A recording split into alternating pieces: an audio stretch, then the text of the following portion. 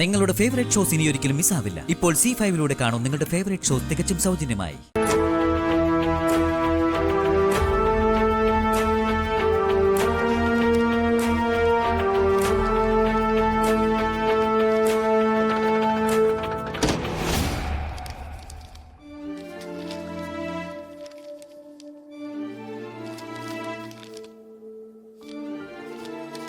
എന്തിനാ പ്രമാണമൊക്കെ? തൽക്കാലത്തേക്ക് കുറച്ച് പണം കണ്ടെത്തിയല്ലേ പറ്റൂ. കാര്യങ്ങൾ പെട്ടെന്ന് തീരുമാനമായ അന്നേരം ഓടാൻ പറ്റില്ലല്ലോ. കാര്യം ശരിയാണ്, കണിമംഗലത്ത് ശക്തരായ ബന്ധുക്കളുണ്ട്. പക്ഷേ കടം ചോദിക്കുന്നത് നാണക്കേടല്ലേ? ഞാനൊരു കാര്യം പറയട്ടെ. തൽക്കാലം എല്ലാം തീരുമാനമാകുന്നത് വരെ വരുണൊന്നും അറിയരുത്.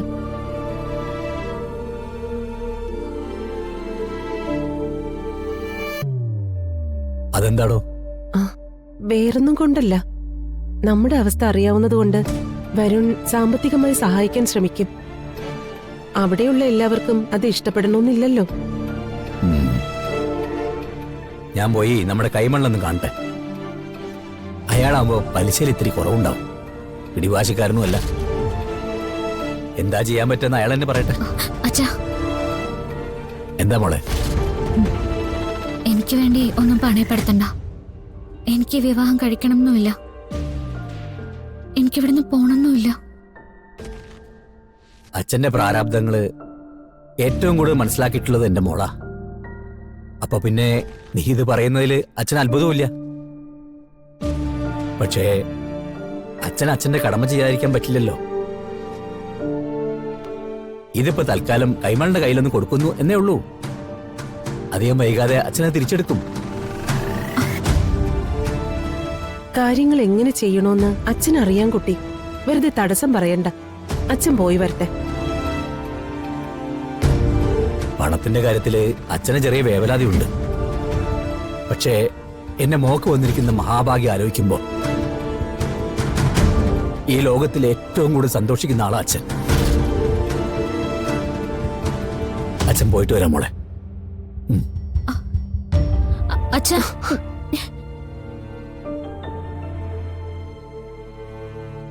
ഏതെങ്കിലും വിധത്തിൽ ഈ വിവാഹം മുടക്കാനാണോ?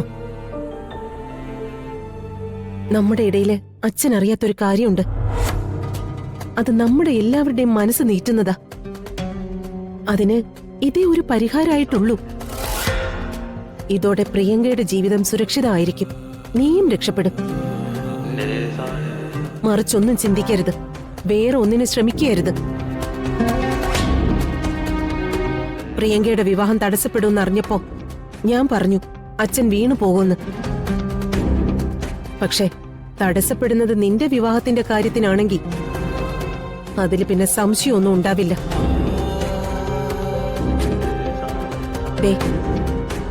നിന്റെ വാക്കിനിപ്പോ വല്ലാത്ത വിലയുണ്ട്.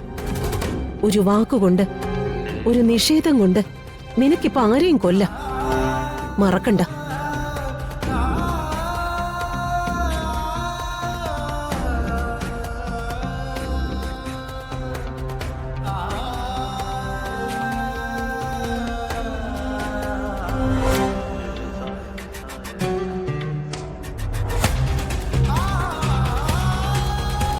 ഡൗൺലോഡ് ചെയ്യൂ C5 ആപ്പ്. കാണൂ എല്ലാ എപ്പിസോഡുകളും സൗജന്യമായി.